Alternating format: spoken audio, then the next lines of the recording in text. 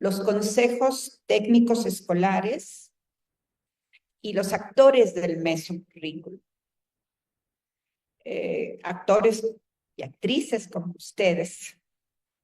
Esto del mesocurrículum es un término que se emplea o se ha empleado en reformas anteriores con otros sentidos, pero en este caso mi exposición va a ver en qué sentido hablo del mesocurrículum en relación a los consejos técnicos escolares, que reúne a, entre otros y otras, a supervisores, supervisoras, directores y directoras, asesoras y asesores técnico-pedagógicos y pedagógicas, entre otras figuras.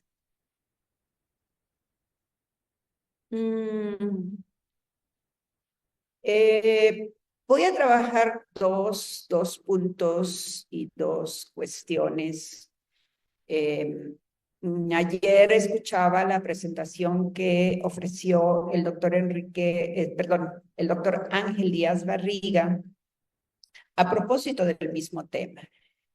Y bueno, encontré que los temas que él expuso ayer se relacionan mucho con lo que yo estaba preparando y dándole los toques finales, pero no quiero repetir lo que ayer dijo el doctor Ángel Díaz Barriga, aunque toque temáticas parecidas a su abordaje, pero traté de incorporar otro tipo de elementos, ¿sí? Y en ese sentido, un elemento tiene que ver con la gestión curricular, ¿sí? Que tiene que ver con esto del mesocurrículo, que es la importancia de que los consejos técnicos escolares son un espacio, una estrategia político-académica en el proceso de la gestión curricular. Sobre el tema de la gestión, y hoy lo corroboré en la mañana, es decir, muchas de las ideas, problemas señalados tienen que ver con la gestión del currículum. Gestión del currículum, que yo hace muchos años, en los 80, se lo escuché al doctor Alfredo Furlan, el término gestión curricular. Sí existe, funciona, opera, pero no hay mucha investigación al respecto, que a mí me parece que es una cuestión fundamental en el currículum. Currículum no solamente son los planes y programas de estudios, es toda una propuesta curricular, incluido los cómo, pero un ciertos cómo. La gestión no es la administración. La gestión curricular son procesos, son prácticas ético-políticas. ¿Por qué éticas? Porque en ese espacio hay valores, hay principios, ¿sí? Honestidad, responsabilidad, etcétera, etcétera. Y es política porque son espacios y procesos en donde se construyen, se confrontan y se toman decisiones. Y son espacios habitados, procesos desarrollados por lo que yo llamo los sujetos de la determinación curricular. Bueno, no es un concepto mío, es un concepto de una autora, de Alba. Entonces, los consejos escolares, los consejos técnicos escolares, desde esta perspectiva de gestión curricular, ¿sí?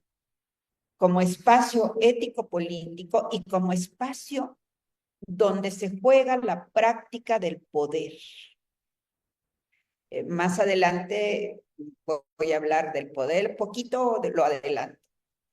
¿Qué es el poder como práctica, como jugadas o conjunto de jugadas? El poder no lo detecta una sola entidad, persona o institución, es una red de fuerzas.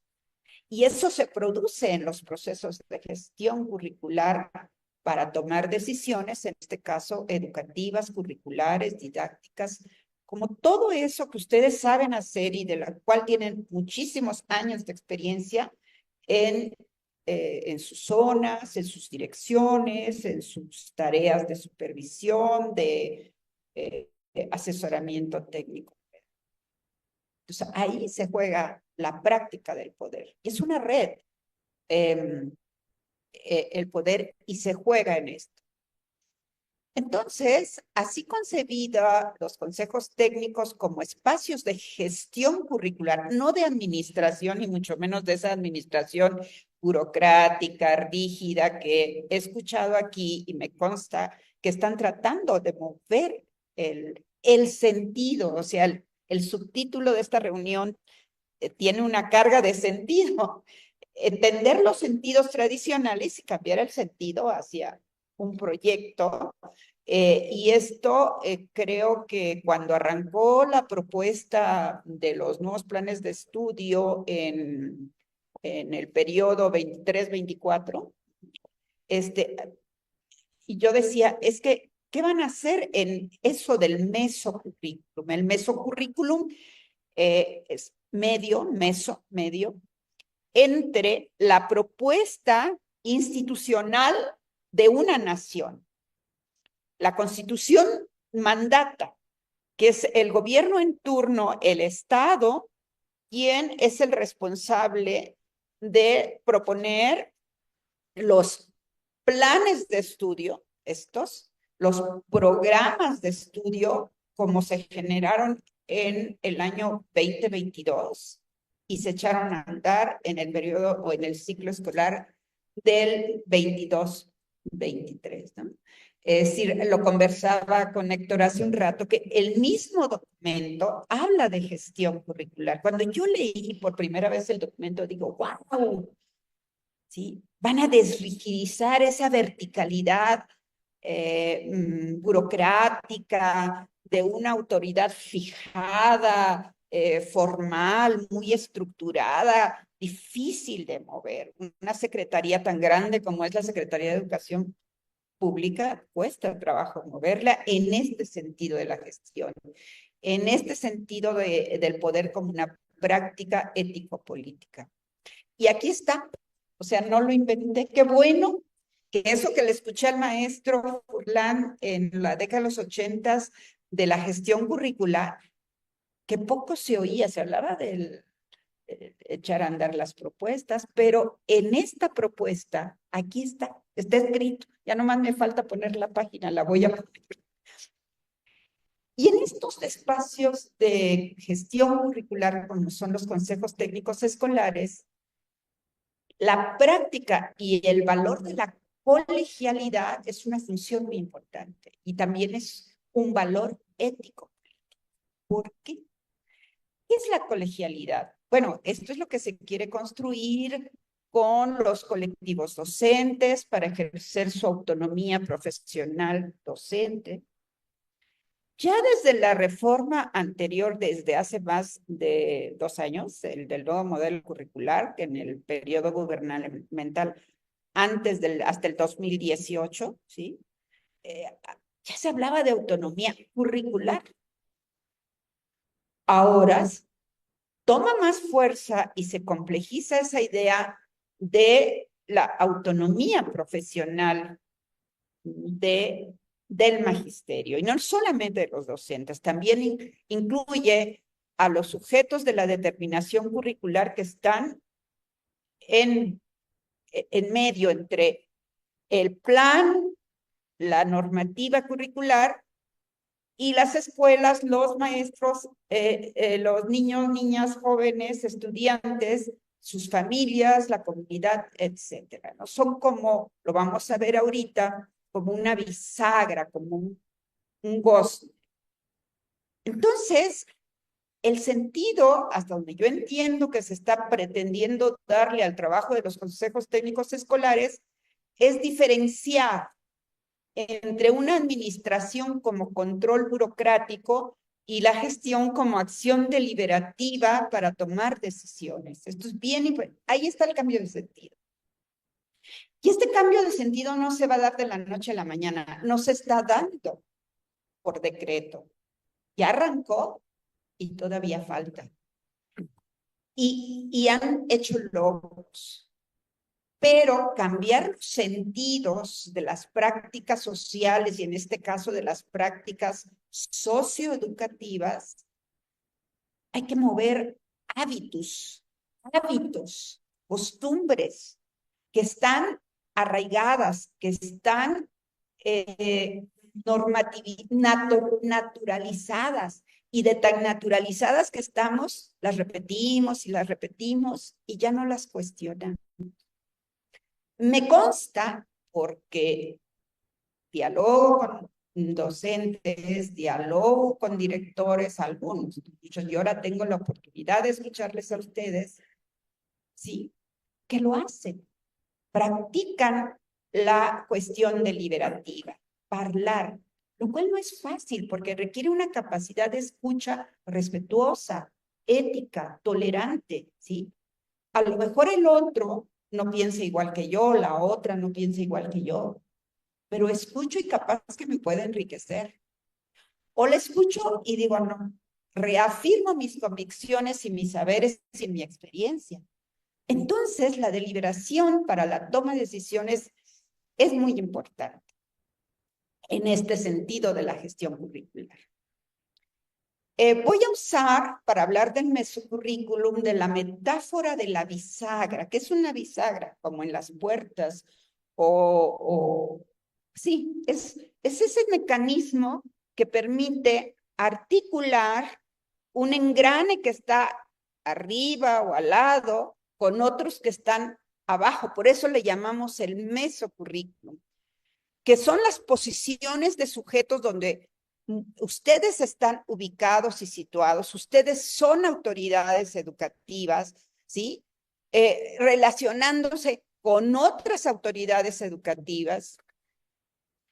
Los maestros también tienen poder y autoridad, ¿sí?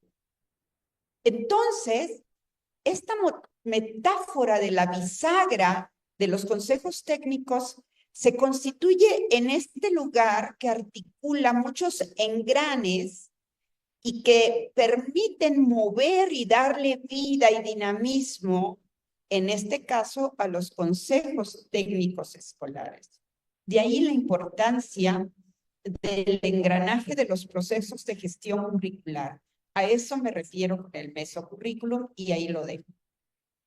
Ahora bien, ustedes, los directores que están en posiciones remotas y directoras a las cuales les agradezco su escucha, su atenta escucha y su amable escucha, también junto con las supervisoras, supervisores, directores, asesores técnico-pedagógicos, asesoras, entre otras figuras de la gestión, porque hay más, son sujetos de la determinación curricular. ¿Por qué sujetos?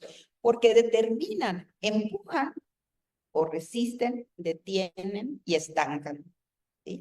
Por eso es una red de relaciones, de capacidades potestativas, de poderes potestativos, por la capacidad que tienen de hacer. Todo esto, cuando decimos transformar y diferenciar la administración como control, a pasar a procesos de gestión curricular a partir de la deliberación, del ejercicio de la autonomía profesional del magisterio, de esa práctica del codiseño con la cual terminaré esta charla, es un reto. Es un reto, ¿sí? Como dice el dicho, Roma no se construyó un día, Tenochtitlan no se construyó un día. Pero qué potentes culturas que nos han conformado como humanidad, entre otras. Entonces, transformar esto no es fácil, ¿sí? Pero es un compromiso ético-político. Y transformar no quiere decir una reforma educativa más, ¿sí? Viene un gobierno, hace su reforma. Este proyecto, como pedagoga, cuando lo empecé a conocer, cuando salieron las primeras versiones del marco curricular, de los planes de estudio, de las intencionalidades, variaron algunos conceptos, algunos sentidos, hasta que tuvimos el que se publicó en el Diario Oficial, y los que siguieron en agosto del 2022.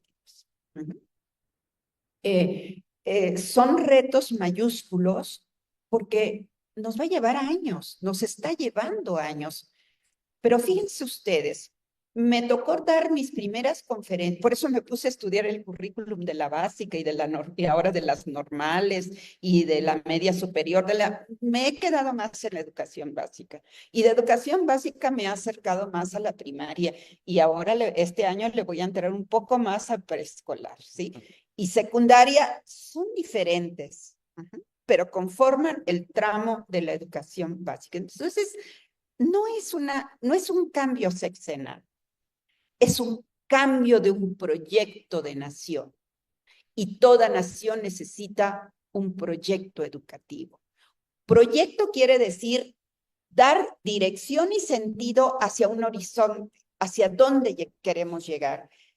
Y ese horizonte que nos plantea este proyecto de transformación educativa se está llevando algunos años. Decía yo, empecé a dar mis primeras conferencias por ahí de febrero, marzo del 23, más o menos ya.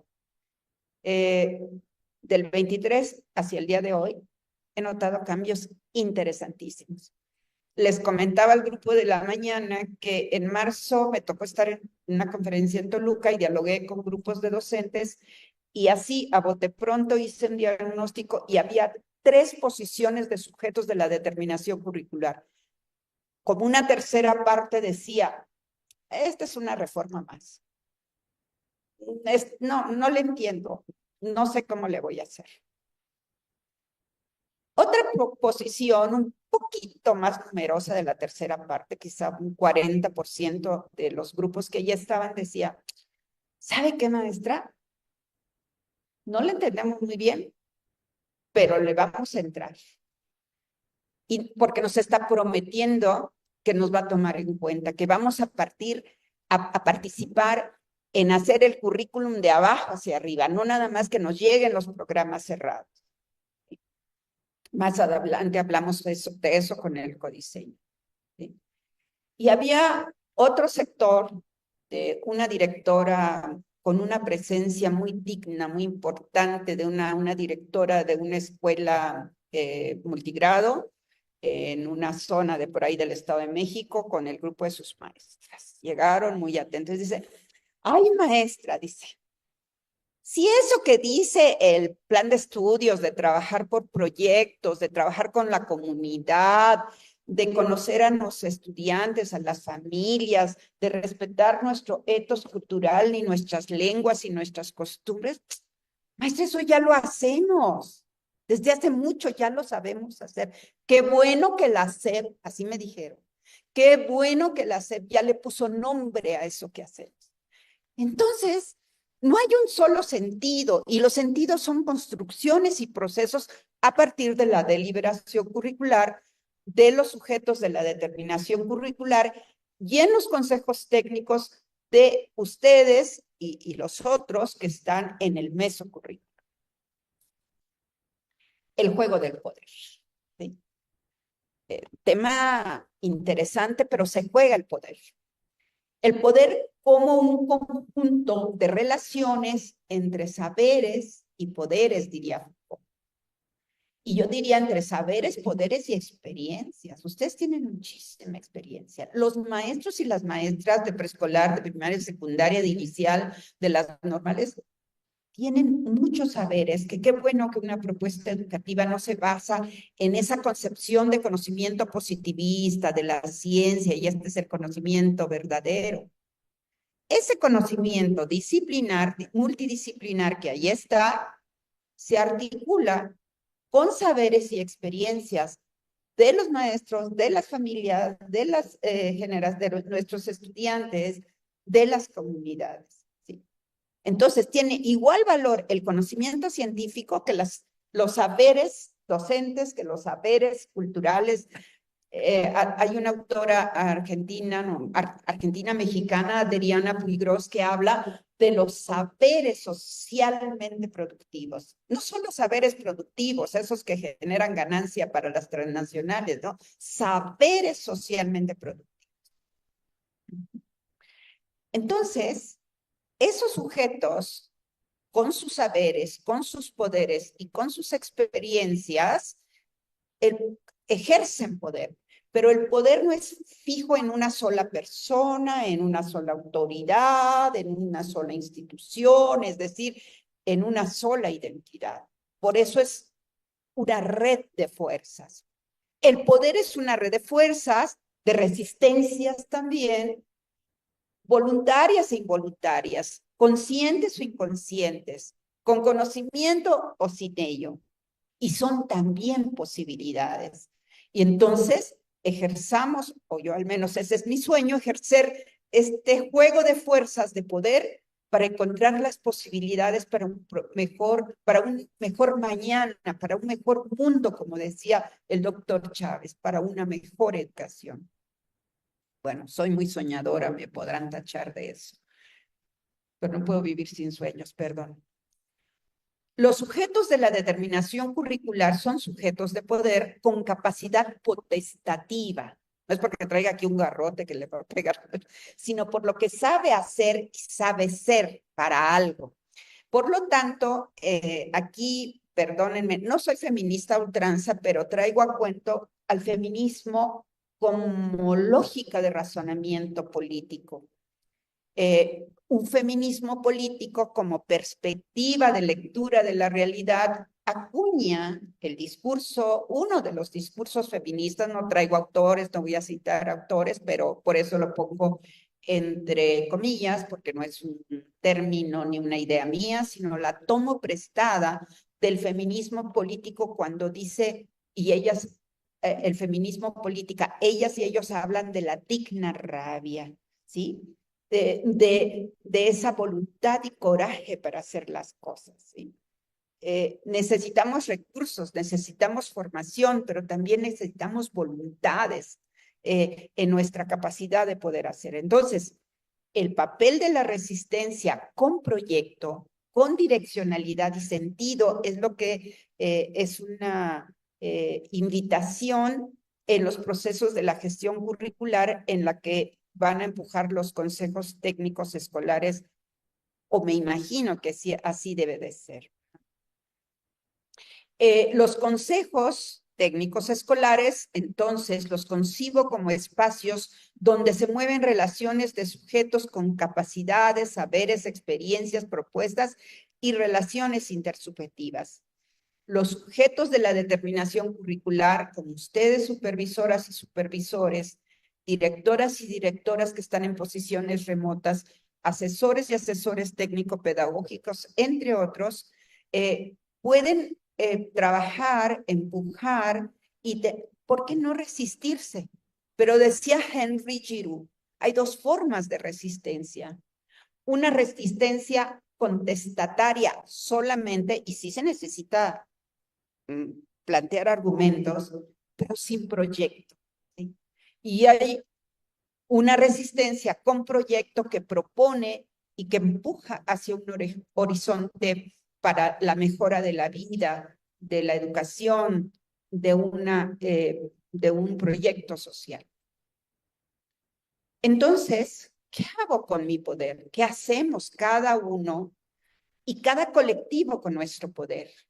Vamos a tomar decisión de cada sujeto para tomar decisiones de cada sujeto individual y colectivo como un acto ético-político. Tercera parte, penúltima parte de esta charla. Y esto es muy importante, que tiene que ver con el trabajo que se hace en este proceso de gestión deliberativa, con el ejercicio del poder y de la autonomía profesional, no solo la autonomía profesional de los educadores y de las educadoras del magisterio, ¿sí? Porque ya se venía hablando de la autonomía curricular desde una reforma, de la reforma anterior, ¿no? La reforma que se ejerció en el gobierno de Peña Nieto, ¿sí?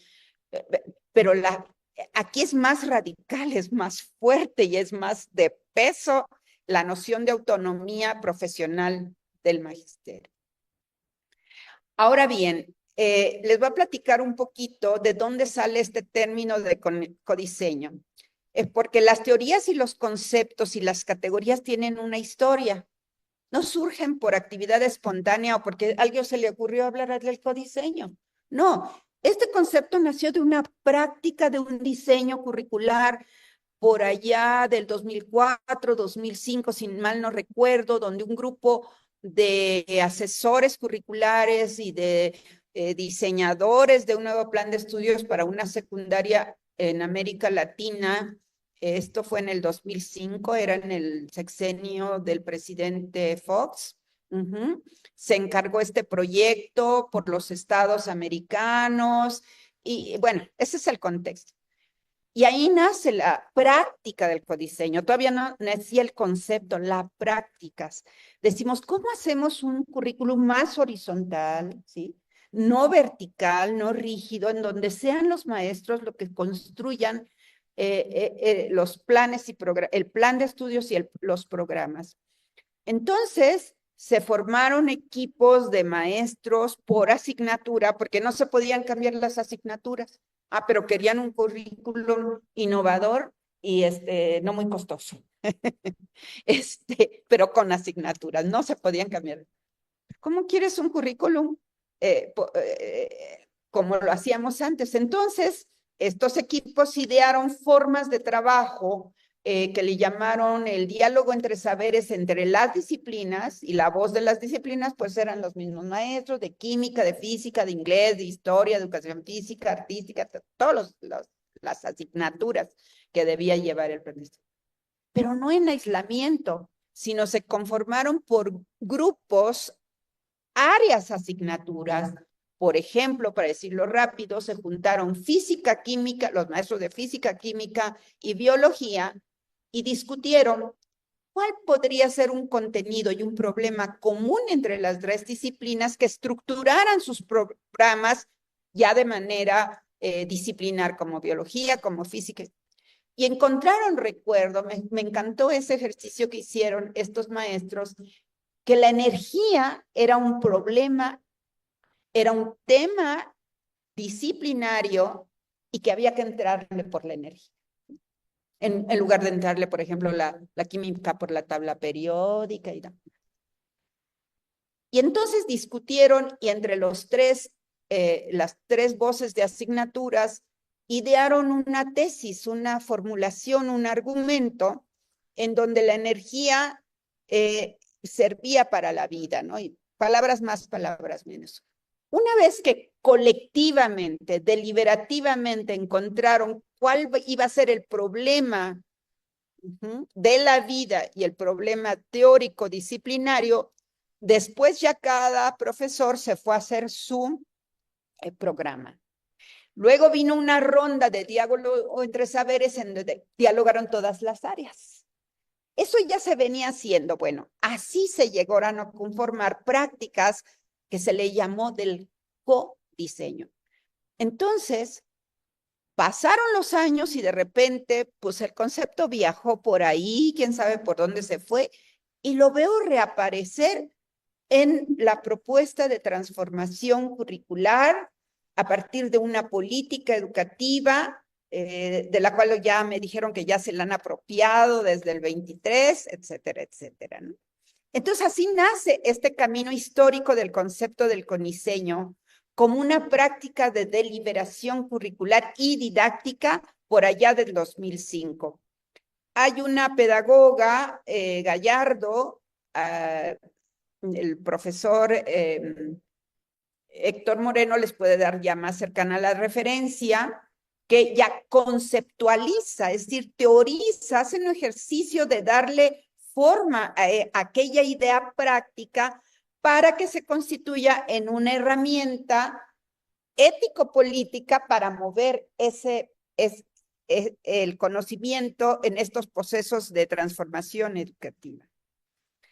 El codiseño, entonces, es una herramienta no solamente técnica y metodológica, que es lo que están enfrentando los consejos técnicos, sino es una herramienta epistémica porque tiene que ver cómo vamos a mover el conocimiento escolar, para qué, cómo vamos a construir, a identificar las necesidades de la comunidad, del entorno cultural, etcétera, y constituirlos en proyectos escolares a partir de los cuales se van a trabajar los campos de conformación, los ejes articuladores, las fases, etcétera, etcétera, etcétera. No más. Más así, más fácil. Okay, gracias. Entonces, podemos hablar más del codiseño, ustedes ya lo están ejerciendo, pero digamos, estoy haciendo una breve síntesis. Entonces, el codiseño, para pensar y desarrollar propuestas curriculares y su puesta en marcha, nos mueve la direccionalidad del sentido de la construcción, de la interpretación de la propuesta curricular, del análisis. En la mañana me dijeron, ya hemos caminado en la apropiación, ya le entendemos más a la propuesta. Y esta diferencia yo la noté entre los grupos con los que primero empecé a platicar y lo que en la mañana escuché. Sí se ha caminado. Y ha caminado en múltiples direcciones. Ya no es ese plan de estudios que verticalmente llega hacia los consejos técnicos como llegaba, ¿sí? Para llenar formatos, para controlar burocráticamente el trabajo de los maestros y las maestras, de directores, de supervisores y del consejo técnico para reportar a una autoridad. El documento que elabora esta autoridad educativa federal en la Ciudad de México pretende eso, cambiar el sentido y hacer un trabajo más de deliberación, más compartido de los consejos, y que sea sobre todo de abajo hacia arriba, desde los maestros, desde los actores del mesocurrículum como los aquí presentes. Entonces, se tiene una idea, o por ahí puede ser el sentido que se le quiere imprimir a los consejos técnicos escolares, con un espacio en donde a partir de las propuestas de las individualidades, ¿sí?, se construya un nosotros, sin excluir a las individualidades, sino conformando una cuestión, un sujeto colectivo con la idea de lo nosotrópico. ¿Qué es lo nosotrópico? Esto, poder construir un nosotros que caminamos para una jugada, como es el proyecto educativo, para una transformación, para formar nuevos agentes educativos. Cierro esta charla, podemos hablar más del codiseño, pero mejor vamos a ir cerrando. Traje esta diapositiva que fue de las primeras que me encontré cuando se empezaban a hacer los consejos técnicos. Este fue el avance del contenido de programa sintético de la fase 3 en la página 64. Seguramente ustedes lo recordarán. Luego hay otras versiones más elaboradas, pero yo en mis archivos esta fue la que me encontré. Voy a buscar una más elaboradita. Pero fíjense, en primer lugar vean, los recuadros no están aislados. Hay flechas cuya intencionalidad de sentido es verlo como un proceso. ¿Dónde está el codiseño? Está como por en medio, en el recuadro gris aquí abajo, y luego vuelve a aparecer en el programa analítico, en el extremo de frente de ustedes, en el extremo superior derecho. Ahí están los planos de lectura de la realidad, la contextualización y el plano del codiseño. Es decir, para después no concluir, sino concretar un insumo que sería el plano didáctico, que ya es como recorre el camino desde la autoridad educativa federal, allá abajo, la autoridad educativa federal que determinará los planes y programas de estudio, aquí está, con el sello de la nación, en este caso de preescolar, primaria y secundaria, concretado en los programas sintéticos de estudio, que son los contenidos nacionales para todo el país. Pero aquí está lo interesante del codiseño. No son programas que se aplican el mismo día, a la misma hora en Baja California, que en Oaxaca o que en Veracruz, o No, son procesos de apropiación en donde cada colectivo docente, a través de los consejos técnicos, van apropiándose de los programas sintéticos para contextualizar esos contenidos nacionales, ¿sí? No es, el plan de estudios no es una cuestión que no se pueda mover. Yo recuerdo que se decía, los programas sintéticos son guías indicativas, no son camisas de fuerza. Ahí los colectivos docentes, bajo el ejercicio de su autonomía profesional, van a tomar decisiones. ¿Qué contenidos van primero? ¿Cuáles van después? ¿Cuáles hay que restarles más tiempo? Incorporar otros contenidos que no han sido contemplados en ese plan indicativo. Y en eso consiste la contextualización. Muy importante la incorporación de los contenidos locales por escuela, eso que ustedes están haciendo, basados en sus propios contextos, hasta llegar a concretar los programas analíticos. En este momento ya tienen claras las escuelas y los maestros y los supervisores y los directores que los programas analíticos son colectivos. En aquellos primeros encuentros que tuve con los primeros docentes me decían, maestra, es que mi director me dijo que cada maestro tiene que hacer su propio programa analítico, porque nos faltaba el proceso de apropiación, ¿verdad? Y así hasta llegar en el plano didáctico, en donde también está funcionando esta categoría ético-política, conceptual y metodológica, que es del codiseño. Con esto concluyo y me pregunto y pienso en voz alta, pues vamos a seguir caminando. Ya se caminó del 18, bueno, desde los compromisos de Galata, en 18. Se concretaron ya las propuestas curriculares formales. El proyecto estratégico de para el mejora y fortalecimiento de las normales ya están haciendo su trabajo. ¿Sí? Entonces están construyendo no un solo camino, muchos caminos. Y yo cierro con esto. Hagamos caminando juntas y juntos los sujetos del currículum, de la determinación curricular. Hasta ahí, brevemente. Muchas gracias por su atención.